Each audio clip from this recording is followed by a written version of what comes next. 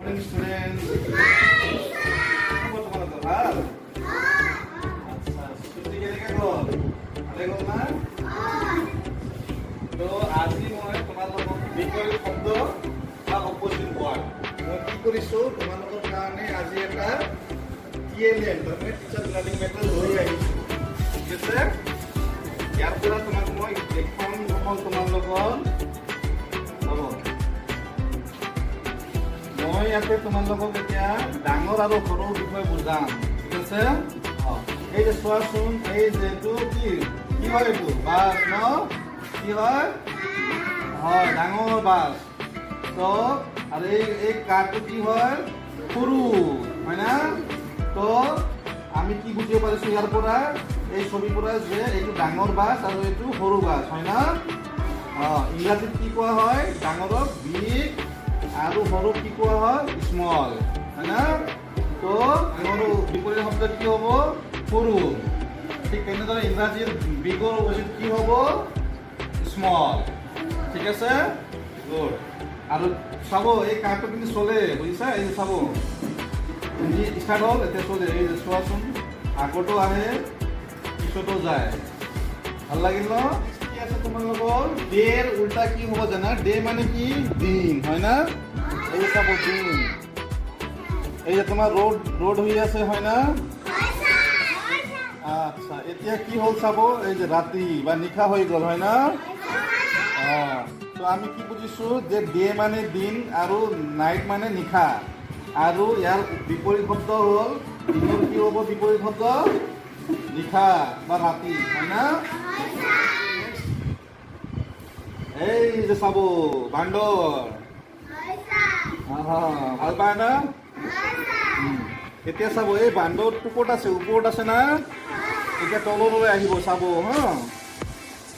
ইয়াক মই টানি আছো, এই যে তললৈ আহিল হয় না? আচ্ছা, এতিয়া কি বুজিব পাৰিব লাগিব আমাক বা কি জানিব লাগিব? এই যে ওপৰত যোৱা মানে কি হ'ব? ওপৰতটো কি হ'ব? তোমাৰ ইংৰাজীত আপ বুলি কোৱা হয় হয় না? আৰু তলত অহাটো কি? ডাউন। তো আপৰ অপজিট কি হ'ব? ডাউন। ওপৰত কি হ'ব? তললৈ বা তলত হয় না? এই যে বান্দৰ আকৌ ওপৰলৈ যাব, তলত বহিব ভাল নাপায় আছে না? ভাল লাগিল? এই যে মটু পাতলু, তোমালোকে মটু পাতলু চাই ন? ভাল পায় ন? মটু কেনেকৈ আছে ইয়াতে চাব, শকত আছে না? মোটা আছে ন? তো শকতক ইংৰাজীত কি কোৱা হয়? ফেট। অসমীয়াততো শকত বুলি কয়, আমি জানো হয় না? আৰু এই পাতলুটো কেনেকৈ আছে? পাতল আছে না? ইংৰাজীত কি কোৱা হয়? থিন। আৰু এটা কথা আছে, নিয়ৰ মানে ওচৰৰ আৰু ফাৰ মানে দূৰ হয় না? নিয়ৰ মানে ওচৰত, ফাৰ মানে দূৰ। সেই বস্তুটো মই দেখাব খুজিছোঁ। কেনেকৈ চাব, পাতলুটো দূৰত আছে, ওচৰত লৈ আহিব চাব। এই যে পাতলুটো আহি আছে আহি গ'ল হয় না? তো নিয়ৰ মানে ওচৰত, ফাৰ মানে দূৰ। ঠিক আছে? তো নিয়ৰৰ অপজিট কি হ'ব? ফাৰ হ'ব। ওচৰত কি হ'ব? বিপৰীত শব্দ দূৰ হ'ব। ঠিক আছে? এইটো কি? ফল মূল হয় না? কাগজটো কি আছে? ফুল আছে হয় না? ভৰ্তি আছে হয় না? চাব এতিয়া এই কাগজটো খালী হৈ যাব, এই খালী হৈ গ'ল হয় না? তো আমি ইয়াৰ পৰা কি বুজিব পাৰিছো যে ফুল মানে কি? পুৰা পূৰ্ণ হয় না? আৰু এমটি মানে কি? খালী। বুজিছা? ফুলৰ উল্টা কি হ'ব বা বিপৰীত শব্দ কি হ'ব? এমটি। নেক্সট, ইয়াক কি বুলি কোৱা হয়? আৰু ইয়াক ফুল।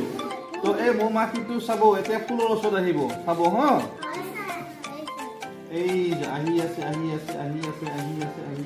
এই আহি গ'ল ন?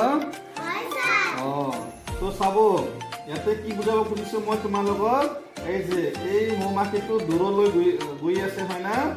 তো এইটো দূৰত আছে, আৰু যেতিয়া সি ওচৰলৈ আহিব ই নিয়ৰ হ'ব, নিয়ৰত আহিব।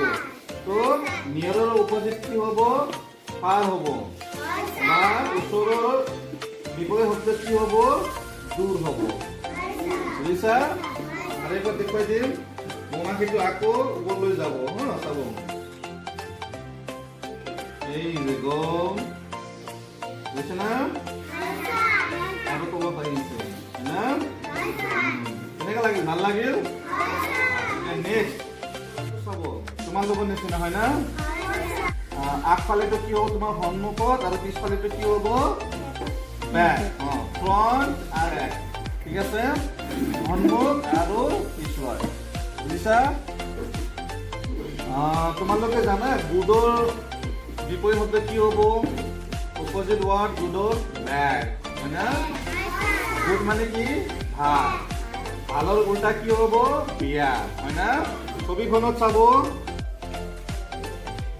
এই মানুহজনে কি আছে গছ ৰুই আছে হয় না তো এইটো ভাল কাম নে বেয়া কাম ভাল কাম এই কাৰণে আমি সদায় ভাল কাম কৰিব লাগে এনেকা আৰু এই মানুহজনে কি কৰি আছে গছ কাটি আছে হয় না তো আমি এনেকা বেয়া কাম কৰিব নালাগে কেতিয়াও ঠিক আছে তো ইয়াৰ পৰা আমি কি বুজিলো গুড মানে ভাল বেড মানে বেয়া আৰু ইয়াৰ বিপৰীত শব্দ বুজিছো হয় না নেক্সট আচ্ছা এই কুকুৰ কি ৰঙৰ আছে চোৱাচোন কলা আছে না আৰু এইটো বগা হয় না তো কলাৰ বিপৰীত শব্দ কি হ'ব বগা ঠিক আছে ব্ল্যাক ইংৰাজীত ব্ল্যাকৰ কি হ'ব হোৱাইট নেক্সট এই যে চাব এই ছোৱালীজনী পুৰা হাঁহি আছে বা সুখী আছে হয় না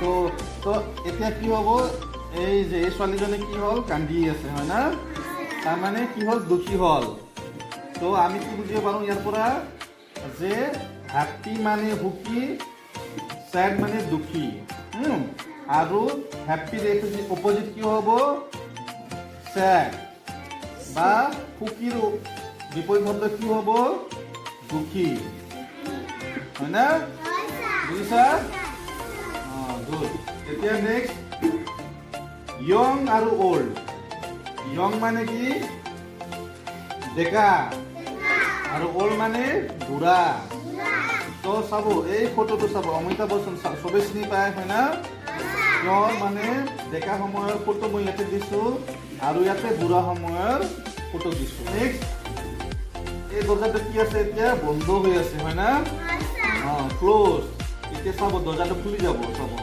মই এতিয়া ইয়াৰ খুলি দিম খুলি দিছো চাব ওপেন খোলা হৈ গ'ল হয় না তো ক্লোজ মানে বন্ধ ওপেন মানে খোলা ঠিক আছে বুজিছা মনত ৰাখিবা কিন্তু পাহৰি নাযাব ইমান কষ্ট কৰি তোমালোকক বুজাইছো আনিছো তোমালোকে পাহৰি নাযাব কিন্তু ক্লোজ মানে কি বন্ধ আৰু খোলা মানে ওপেন নেক্সট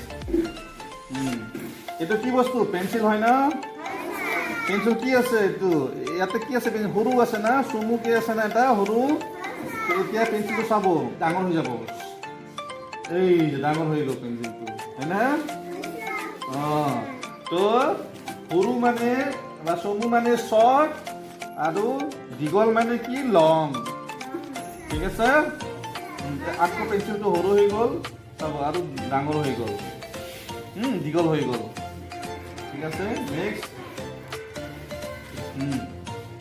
এই বলটো চাব ইয়াতে কি আছে ডাঙৰ কি আছে হয় না এতিয়া মই যদি এই খুলি দিওঁ তেনেহ'লে এইটো সৰু হৈ যাব চাব